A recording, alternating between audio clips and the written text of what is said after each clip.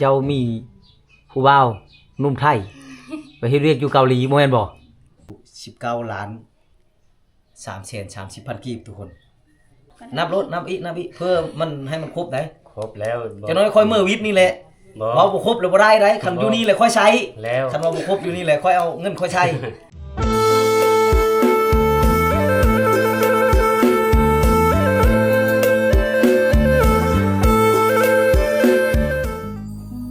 ทักทายสบายดีทุกคนสบายดีบรรยากาศยามเที่ยงเด้อทุกคนเด้อตอนนี้เวลา 11 โมงแล้วทุกคน 11 โมงกว่าแล้วนะวิดีโอนี้เฮาอยู่ที่หมู่บ้านชวึทุกคนเมืองนอกแขวงชวาเขตนะกะมาตามติดวิถีชีวิตของชาวโหมทุกคนถือโอกาสมาเป็นสะพานบุญให้ไอ้ฮักจากสหรัฐอเมริกาเด้อทุกคนเด้อหลังจากวิดีโอก่อนๆพุ่นทุกคนเฮามาเป็นสะพานบุญกับบ่าวบุญตากะน้องหอมบ่สบายทุกคนก็มื้อนี้เขาสิมาเบิ่งว่าหลังจากเพิ่นได้เงินแล้วก่อนนั้นแล้วเพิ่นไปหาหมอนะอาการของเพิ่นสิเป็นจังไดนะทุกคนนะเอ้าจะได้ติดตามรับชมเบิ่งกันเด้อทุกคนเด้อเดี๋ยวสิขึ้นเฮือนก่อนทุกคนเห็นพ่อเพิ่นอยู่เฮือนแต่บ่ฮู้ว่าน้องหอมยังอยู่เฮือนบ่ขึ้นแล้วเด้อ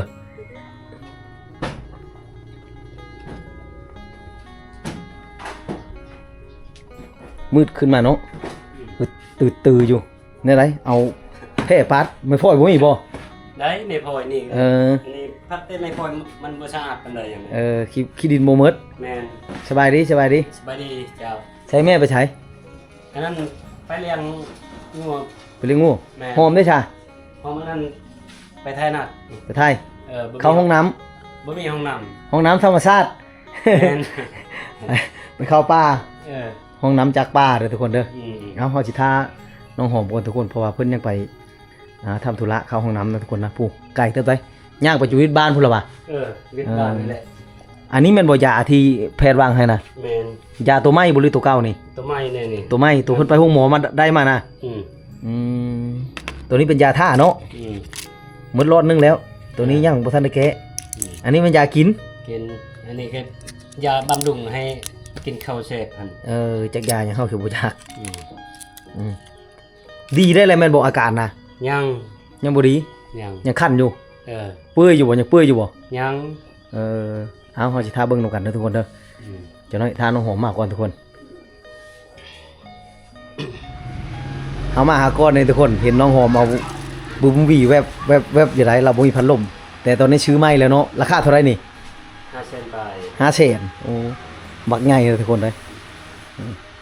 ได้เลยเด้น้องหอมมาเลยย่างโยดเนาะบ่สบายยังบ่เศร้าเป็นอะไรบ่สบายปานใดยังบ่ทันดีเลยทุกคนเด้อใช้เบิ่งขนาดเบิ่งได้เอ้าตอนนั้นคือว่าเป็นตุ้มน้อยๆบ่ได้เปื่อยแบบนี้คือว่าแห้งเปื่อยบัดนี้น่ะตอนนั้นน่ะตุ้มน้อยๆแถวแข้งน่ะทุกคนแต่ว่าลึบแล้วตุ้มน้อยน่ะยังแต่ตุ้มใหญ่ๆเป็นหนองได้เป็นตุ้มเลยแตกเนาะเป็นหนองแถวแขนนี้เมิดแม่นบ่เมิดอันนี้ทางยังฝ่ามือนี่กันเบิ่งน่ะฝ่ามือน่ะอยู่ในฝ่ามือนี่ก็เป็นเด้อทุกคนเด้อยังแต่ในตีนเนาะอยู่หน้าอยู่หยังก็ยุบได้แล้วทุกคนตุ้มน้อยๆน่ะบ่อันนั้นปานใดแล้วบ่มีปานใดแล้วแต่ว่าคันยังคันบ่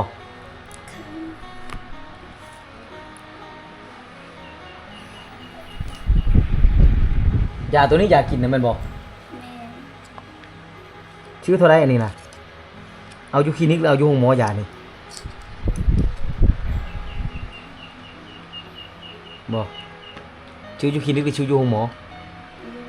อยู่ห้องหมอเนาะเบิ่งอาการคือยังสิบ่ดีง่ายเลยทุกคนนะเพราะมันเปื่อยมันเป็นตุ่มจะเทื่อเลยไปห้องหมอนะหลายเทื่อมื้อนี้ก็ไปเป็นอะไรมื้อนี้บ่ได้ซักยาบ่ได้แต่ยากินเนาะอาการคือสิยังบ่ดีง่ายเลยคนเบิ่งลักษณะนี่เป็นตุ่มแล้วมันแตกเป็นหนองคือสิยาก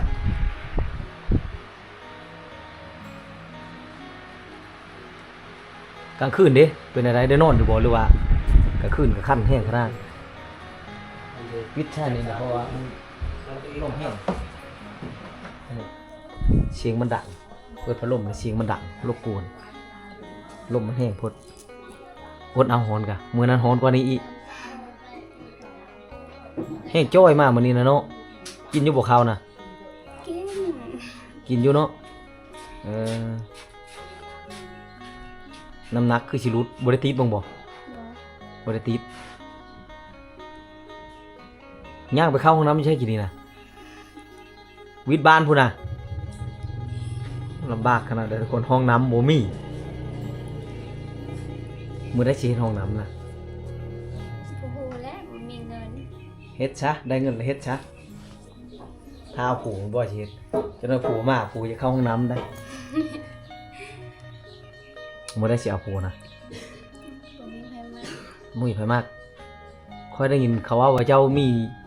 ผู้บ่าวหนุ่มไทย ไปเฮ็ดเวียกอยู่เกาหลีบ่แม่นบ่ แม่น แม่น ยังคบกันอยู่บ่ตอนนี้บ่ยังคบกันอยู่ยังคบกันอยู่เราโทรมาอยู่บ่ ลาเส้นหากัน เราเช็ดหาตลอดฮักคือบ่เห็นเราช่วยเจ้าตอนเราเจ้าบ่สบายนี่ใช่เราบ่ฮู้บ่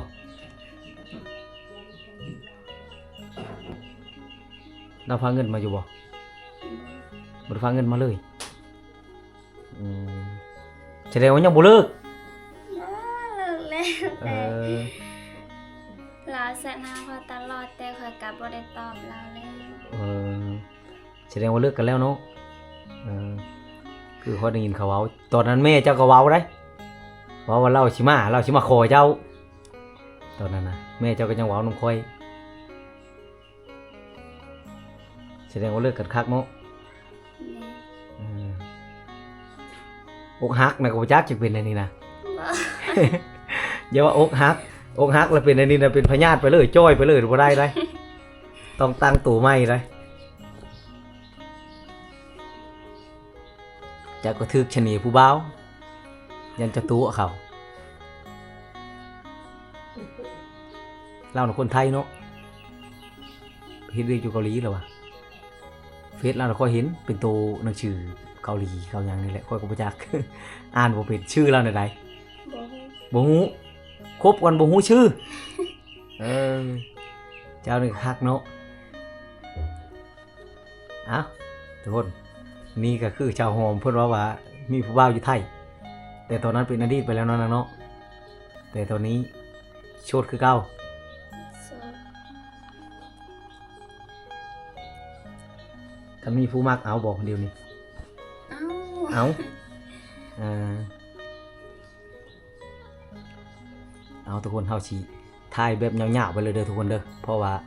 ถ้าว่ามันหลายเฮาก็สิเฮ็ดแบ่งเฮ็ดเป็น EP 1 EP 2เอาเด้อพ่อจะไปใช่เลย จะเห็น เราเห็นนะแม่น่ะไปเลี้ยงงูอายด้วยจ้ะ ก็ไปอยู่เมือง ไปอยู่มือไปกับเจ้า บ่เราไปผู้เดียว เราไปผู้เดียวที่คอยแชทนำโมเมนต์เจ้าบอก ค่อยก็ไปส่งอายค่อย จะไปช่วงอายเจ้าหรือเจ้ามาคอยบอกเข้าใจเจ้าเว้าเราไปผู้เดียวผมบอกว่าแชทไปแชทนำเจ้า ค่อยไปส่งอายค่อยเราเมื่อบ้านเราเด้ บ้านไทย อยู่เมียเขาไปอยู่แล้วเมีย เอาอายเจ้าเอาเมียเลย เอาตอนไหน แต่โดนเลย เอาเมียอยู่เมือง เมืองเวลา เมืองวิระพุ่นเฮ็ดดองตอนไหนอันนี้นะ ยัง ยังบ่ทันเฮ็ดดอง แม่น แล้วมีอันนั้นเนาะได้สัญญาณโทรอยู่นี่เนาะแต่สัญญาณเน็ตบ่ได้เด้อทุกคนเด้อ โอ้ฮะไม่ได้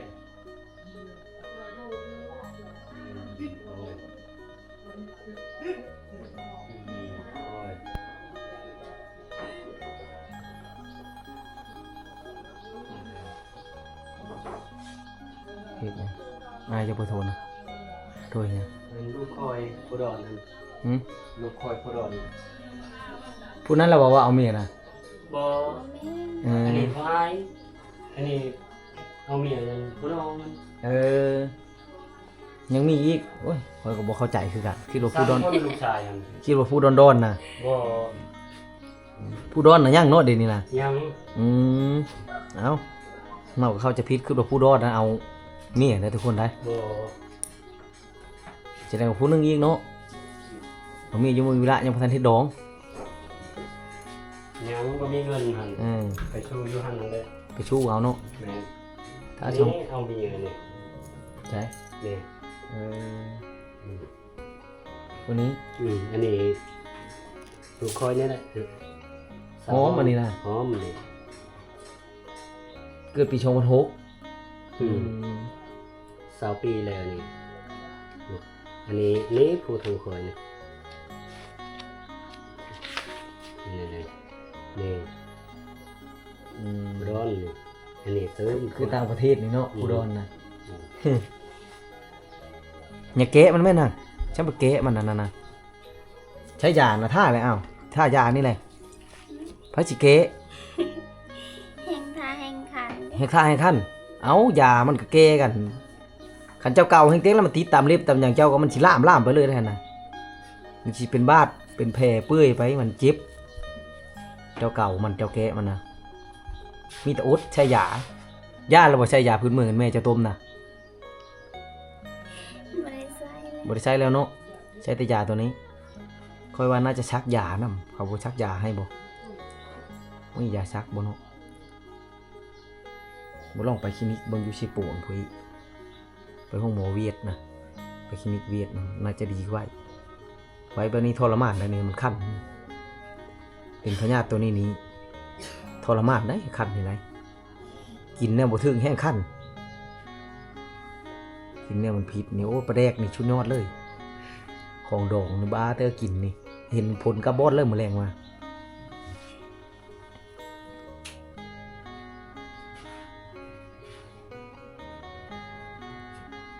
เจ้าไปไหวมาไหวหรือค่อยแล้วก็นั่งทาอยู่ธนาคารนะจนเมื่อยแต่เขาเปิดธนาคารก็ค่อยเข้าไปก้อนหมูโลดเข้าไปแล้วมันยะมันหลายคนเพราะอายุหันแล้วเขาเฮ็ดบ่ได้เขาโทรหาอยู่ชายแดนผู้เฮ็ดให้มันบ่มีแล้วมีหยังเขาว่าบ่เข้าใจคือกันเขาเอาบ่ได้เลยอยู่หั่นเงินเขาโทรหาชูนอยู่ชายแดนผู้ใดเขานี่สาขาย่อยก็ทาจนเมื่อยหาก็ได้นี่ก็ค่อยออกมาตะกี้เขาเปลี่ยนก็มาเลยเอาทุกคนเฮาครับมาฮอดกับมาเป็นสะพานบุญให้ผู้ใหญ่ใจดีเลยทุกคนเด้อเริ่ม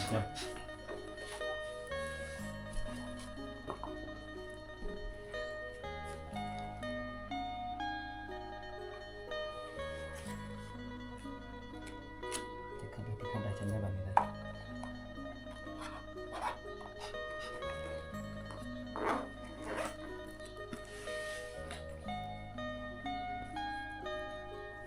ไม่ใช่เลยตัวนี้ป่ะน่าจะเป็นตัวนี้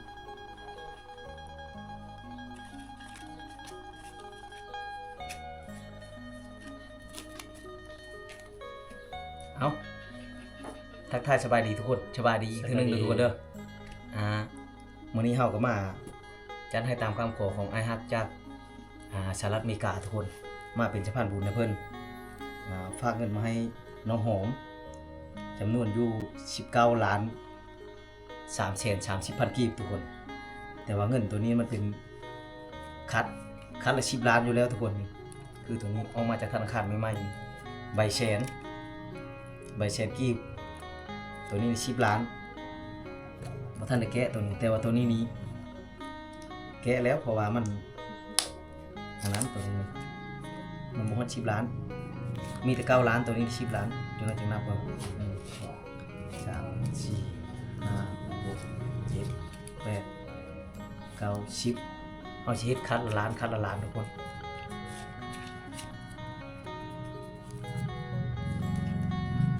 มีบ่อย่าง1 2 3มีบ่อย่างพอเอาอย่างมันมี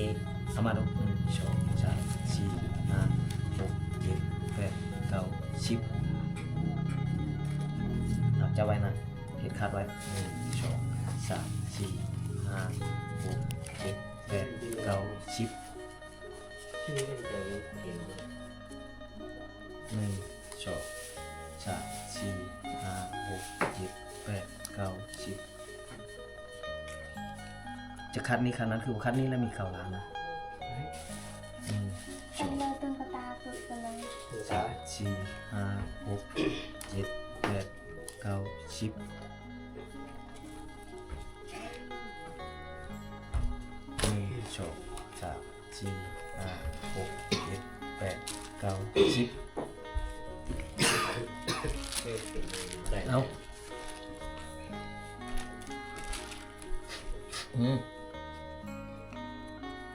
1 2 3 4 5 6 7 8 9 10เรื่องนี้ยากตัวใบแชร์รุ่นเก่ากับใบแชร์รุ่นใหม่มันใหญ่บ่ซ้ำกันนะ1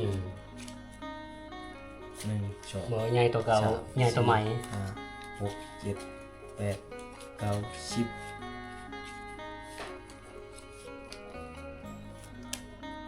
1 2 3 4 5 6 7 8 9 10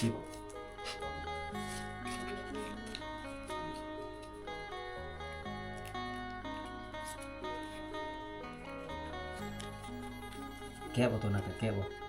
บ่เกะก็ได้อันนี้ได้ คัดแล้วนะคัด10 ล้านอะไรเพราะตัวนี้มันบ่ฮอดมันมีแต่9 ล้านตัวเดียว1 2 3 4 5 6 7 8 9อันนี้คือคัดละล้านทุกคนเอาให้เป็นคัดนี่คัด1 ล้านกีบนะ9คัดก็เป็น9 ล้านตัวนี้ก็10 ล้านเงินออกมาจากธนาคารทุกคนแต่ว่าสินับเบิ่งก็นับนี่แต่ว่าเขานับบ่แล้วนับอยู่จักเขานับใช้จักนะมี100ใบก็10 ล้านใบละแสนเนาะตัวนั้น10 ล้านนับเบิ่งก็ได้ก็สิแก้นับก็นับใช้อย่างนะเอามาคัดไว้นี่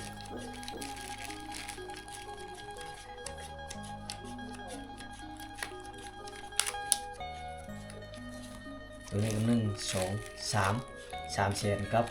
อีก30,000กีบทุกคน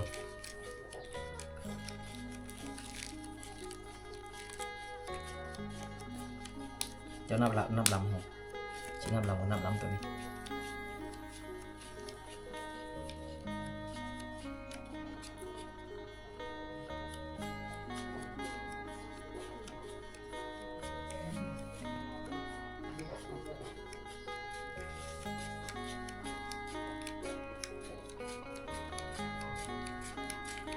ตึงเงินว่าไปจากกัน เขาบอก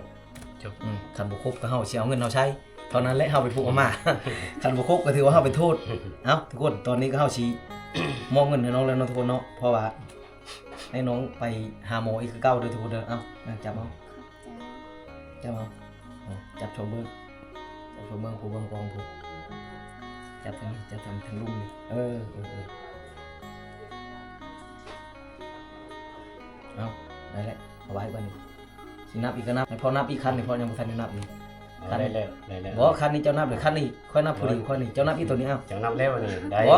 นับรถนับอีกเพื่อมันให้มันครบได้ ครบแล้ว เจ้าน้อยค่อยมือวิทย์นี่แหละ บ่ เว้าบ่ครบแล้วบ่ได้คันอยู่นี่แหละค่อยใช้ แล้ว คันว่าบ่ครบอยู่นี่แหละค่อยเอาเงินค่อยใช้ แล้วอาจารย์ คันว่าค่อยลงแต่เฮือนนี่แล้วเว้าเงินเนาะบ่ครบแล้วโอ้ยย่าเจ้าได้ชุดแล้วแต่เจ้าได้ แล้ว เนาะทุกคนเนาะ บ่เป็นหยังนี่ เพราะว่า ครบ การเฮายังอยู่นี่แหละถือว่ามันบ่ทันครบนับอยู่นี่แหละคือว่าเป็นความรับผิดชอบของเฮาเด้ เอาไปเอาเงินอยู่ธนาคารก็คือการเขาบอกให้นับเฮานับเงินก่อนจากออกถ้าออกไปวิทย์นั่นแหละคือว่าเขาบ่รับผิดชอบเขาอันนี้ก็คือการสินับก็นับอยู่นี้บ่ซันเลยเฮาบ่รับผิดชอบได้เนาะ ครบแล้วบ่เป็นหยัง เอ้า นี่ ว่าน้องผู้ใหญ่ใจดีแล้วนะว่าน้องอายฮักได้ ปาเต้มา เฮ็ดหยังหมางมันเฮ็ดหยังมันไปคัดแล้วเรียบร้อยนั่นน่ะนับก็นับหมดเลยตั้งแต่ครับนี่นะ ให้จ้า บ่อายได้แล้วนะอายได้แล้ว ให้เจ้าได้อาจารย์นั่น บ่เพิ่นมีแล้วเพิ่นมีอายเพิ่นแบ่งให้แล้วอายเพิ่นแบ่งให้ค่อยแล้วค่อยได้แล้วเอาไว้รถ บ่อันนั้น อันนี้เงินชวนนี้เงินชวนของเจ้า บ่ ค่อย อัน บ่ นั้น เกี่ยวตัวนั้นน่ะค่อยได้แล้วเพิ่นแบ่งให้ค่อยเรียบร้อยแล้ว เรียบร้อยแต่ว่านี่ เธอว่า บ่เอาไว้ค่อยฮับเอาไว้นี่ เออ เอาไว้นี่ถ้าจะเอาไว้รถเพราะว่าเฮาก็ได้แล้วทุกคนนะเพราะว่าเป็นค่าเดินทางค่าน้ำมันเพิ่นก็อายเพิ่นให้แล้วก็ลือนั่นแหละลือหลายกันสิเว้าเลยก็เอาน้ำอายเพิ่นได้ ตกใจลงตัว ไม่มันก็ เว้าลูก กระดาษ ขอบใจอายเพิ่นได้ อืม เอาหลายเทื่อเว้าอยู่ อืม เว้าดู ตันตีครับตันตีครับ นบเว้าคือเก่าคือเคยเว้าน่ะ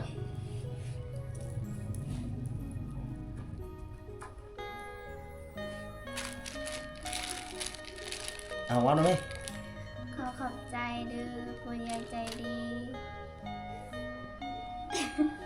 เว้าจุดีอันดี ที่สงสารน้อง ขอให้อายุดีมีแห้งขอให้ร่ำให้รวยปรารถนาสิ่งใดขอให้ได้สิ่งนั้นโอ้ย ๆโอ้โห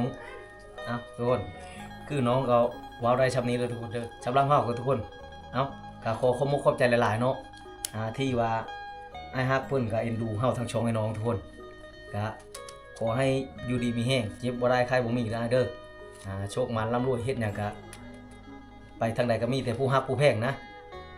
เฮ็ดหยังก็ให้เจริญเด้อเอาขอบใจให้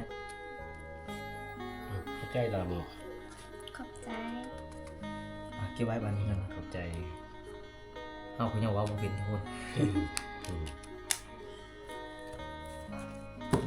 เป็นอะไรดีใจบ่นะ ดีใจ ดีใจเนาะ บ่ ข้าเจ้าไปรับจ้างในดนบ่ได้จังใดชำ โอ้ย เป็นปีการทำไปเฮ็ดมันนี่เป็นปีบางปีนี่บ่ได้ช้ำนี่ได้ บ่ได้ เฮ็ดชวนมันนี่บ่ได้ช้ำนี่ทุกคนได้ อันนั้นยันพ่อเบาฟังไทยบ่มักมันคอยนี่เบิ่งยังบ่ดีอันนี้นะ ดียังสิดีอายเพิ่นสิปูเอา เอาเงินตัวนี้แหละผม ไปปูให้มันดี คนบ่มีเงินมัน แม่เพิ่นบ่อยู่เนาะ บ่อยู่ แม่เพิ่นไปเลี้ยงหมูเด้อทุกคนเด้อเอ้าเดี๋ยวไว้อันนั้นตัวนั้นน่ะใบตัวนั้นน่ะชามเชน30,000กีบปลายมันเด้ แม่น ครบอยู่ที่รวมหมดน่ะ19ล้านชามเชน30,000กีบเงินนะ ๆจังเฮ็ดเบียร์นะ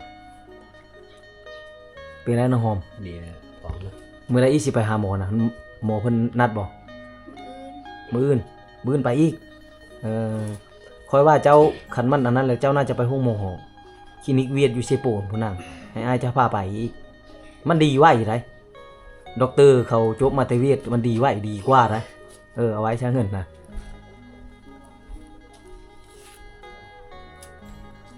มันมีช่องบอนผู้ใดคลินิกอันนั้นนะแพทย์เขามาแต่เวียดนะอยู่เซโปนนะดีไว้บ้าบุญตาเราเป็นขั้นๆนะก็เรายังไปปูอยู่เซโปนผู้ใดแล้วบ่ได้ปูได้อยู่นี่ได้เห็นบ่แต่เก่าเราก็โอ้ยกินหยังก็บ่ได้บ้าบุญตานะโทรมันกระตุกเรานะช่องทื่อชามทื่อผู้ใดเราก็ไปห้องหมอนะได้ไปคลินิกเราไปนะบ่ได้ไปห้องหมอมันทักปืนกว่าไปห้องหมออยู่แล้วเงินนะแต่ว่ายามันดี